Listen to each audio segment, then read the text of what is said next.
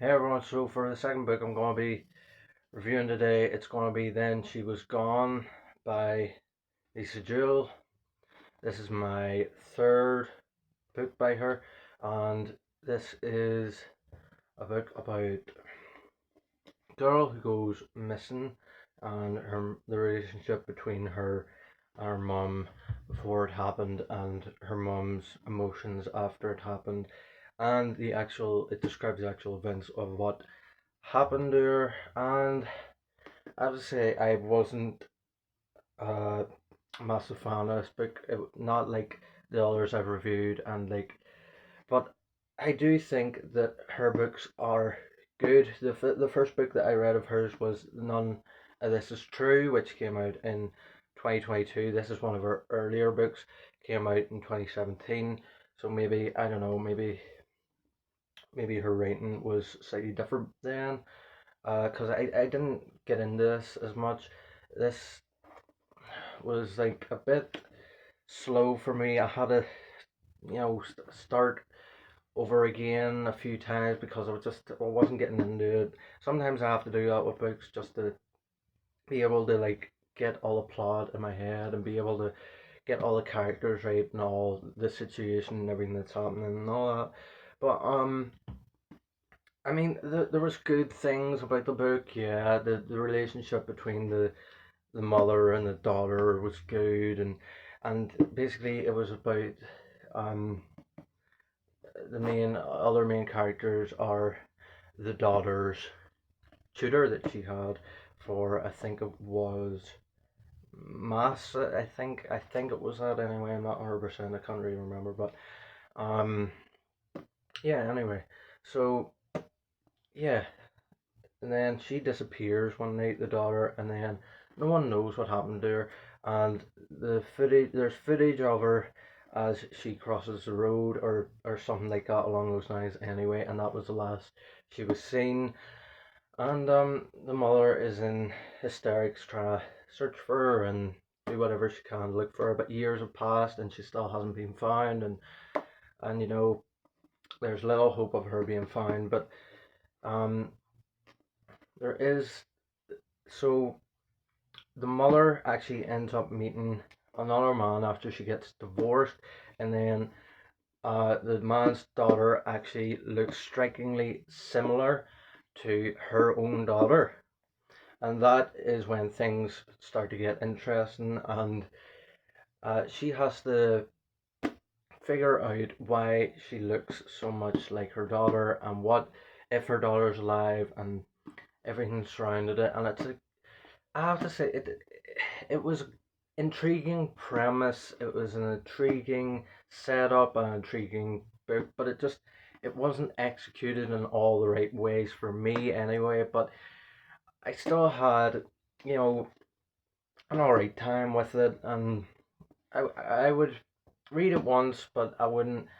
If you were going to get it, I would read it once, but it wouldn't be one of my go-tos or anything like that. But I just thought I'd do, since I've done books that I really liked. I thought I'd do one that I wasn't as big on, and just to be more diverse and stuff. And I still think the author is one of the best authors for thriller, psychological thrillers, stuff like that, and disappearances and stuff. She always does good, and the actual events of leading up to her disappearance are very good in this book. But I just wasn't sure about the end, and just the twist wasn't the best twist I've seen in a book. And I'd like to just talk about one of her other books, which was called None of This Is True by the same author, Lisa Jewell, and it was significantly better than this one, I think. Even though this one is probably rated on some people's list as higher than None of This Is True, but that was my first book by her, and I just really, really liked that book. Um, and it was about this woman, and she meets another woman who turns out to be her birthday twin on the same birthday, has the same birthday as her, and one of the women asks the other to be on her Netflix podcast show. So then, what happens is, um, she asked her to come on, but all this stuff starts to come out. Like, she has had a relationship with someone who's a lot older than her, and there's a lot of mystery going on about that, and just she's a very specific person, and just very, a bit mad and very specific, and just very a bit OCD, you might say, and all that. And her husband is hiding secrets, and they really don't get along that well. And they have a daughter, and I think they might have two daughters. It's been a while since I've read it, but that is what I can remember. And then, so the woman who is on the Netflix show, um, she persuades the woman who hosts it to that maybe her husband isn't good enough for her and all this, and tries to set up a way for her to find out that he's been cheating and all this. And then there's a good few twists that I really, really liked in that book. More focused on some dark topics and everything, and focusing on her daughter and their relationship with her husband, and the way he's a lot older than her, and it goes into a lot of different topics that are, topics of, interest. And yeah, it's just, that was my first book by Lisa Jewell, and it was very good with the execution, very good with the plot, and it was very good because I thought the concept of centering it sort of around a Netflix type show, Netflix slash podcast show, was very interesting, and it really intrigued me. And yeah, I don't have the physical copy of it here because I think it was thrown out a while ago. But anyway, um, yeah, if you're wanting to read one of her books, I would definitely recommend that one. I also read The Night She Disappeared, which came out 2021. I think it was a year before None of This Is True.